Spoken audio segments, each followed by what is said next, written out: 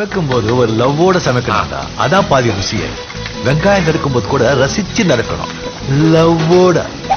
வணக்கம்ங்க. இன்னைக்கு பன்னீர் பட்டர் மசாலா செய்ய போகிறோம். அதுக்கு என்னென்ன பொருள் தேவை, எப்படி செய்கிறதுங்கிறத என் மருமக சொல்லும். வணக்கம் அண்ட் வெல்கம் டு இன்லாஸ் சமையல்.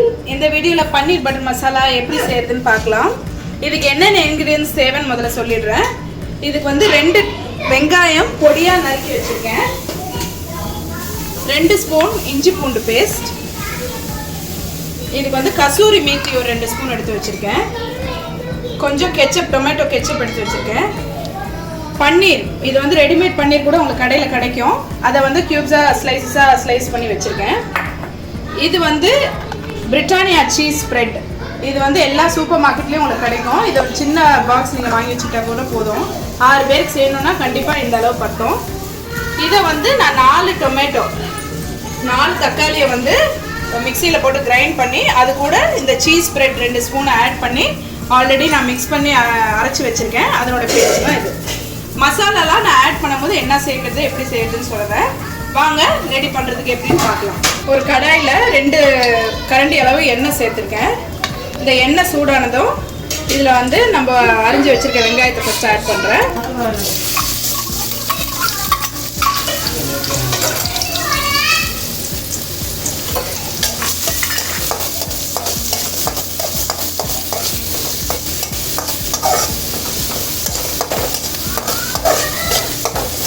Chapati and paneer butter masala. Night டின்னருக்கு சப்பாத்தி பன்னீர் பட்டர் மசாலா. இது பூரிக்கும் நல்லாயிருக்கும். பிரேக்ஃபாஸ்ட்டு டின்னர் எது வேணால் நீங்கள் இதை சைட் டிஷ்ஷாக செய்யலாம். சப்பாத்தி செஞ்சாச்சு. இப்போ பன்னீர் பட்டர் மசாலா. இந்த வெங்காயம் வதங்கிறதுக்குள்ளே இதுக்குள்ளே சேர்த்து வச்சுருக்க இந்த இஞ்சி பூண்டு பேஸ்ட் ஆட் பண்ணுறேன்.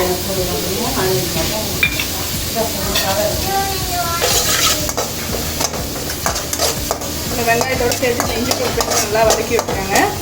இப்போ இது ரெண்டும் நல்லா கோல்டன் ப்ரௌன் ஆகிற வரைக்கும் நல்லா வதக்கி விட்டுருங்க. வெங்காயம் அளவுக்கு கொஞ்சம் ப்ரௌன் ஆயிடுச்சு. இந்த ஸ்டேஜில்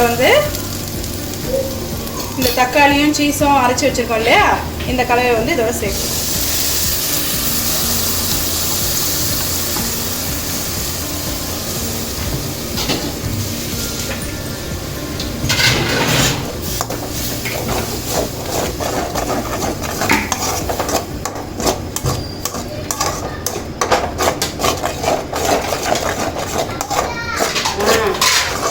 இந்த டொமேட்டோ பியூரி இது கூட நல்லா கலந்து விட்டுக்கோங்க.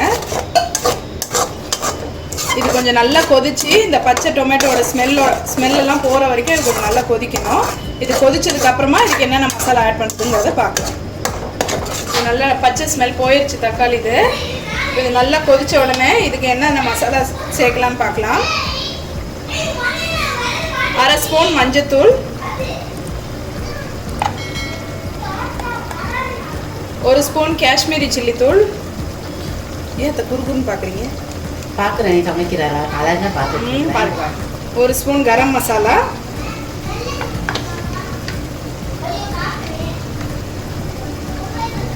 தேவைக்கேற்ற உப்பு.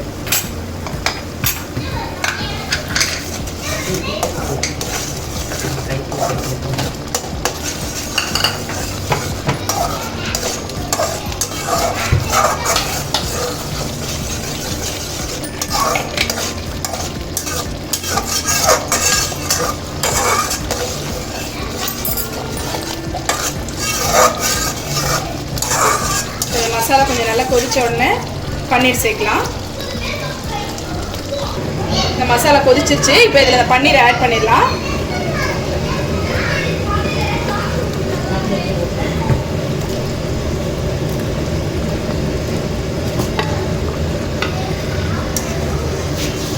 பன்னீர் ஆட் பண்ணி கொஞ்சம் ஸ்லோவாக ஸ்டிர் பண்ணிவிடுங்க. ரொம்ப வேகமாக பண்ணிங்கன்னா பன்னீர்லாம் உடைஞ்சிடும்.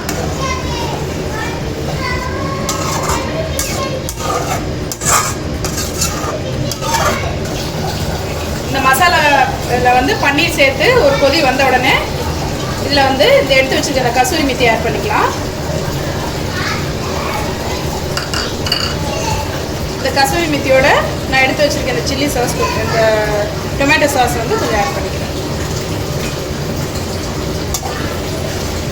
ஆட் பண்ணி நல்லா கலந்து விட்டுக்கலாம். இப்போ பன்னீர் பட்டர் மசாலா வந்து ரெடி ஆயிடுச்சு. இதை வந்து வேறு பவுலில் சர்வ் பண்ணிவிட்டு எப்படி வந்திருக்குன்னு காட்டுறேன். நல்லா டேஸ்டியான சுவையான ஒரு பன்னீர் பட்டர் மசாலா எப்படி செய்யறதுன்னு பார்த்தீங்க. இது இன்னைக்கு நைட்டு டின்னருக்கு நாங்கள் சப்பாத்தியோட சைட் டிஷ்ஷாக செஞ்சுருக்கோம். இதை வந்து நீங்கள் தோசை பூரி எல்லாத்துக்குமே ஒரு சைட் டிஷ்ஷாக செய்யலாம். ரொம்ப நல்லாயிருக்கும். ரொம்ப ஈஸியான ஒரு பன்னீர் பட்டர் மசாலா செய்யறதுக்கு.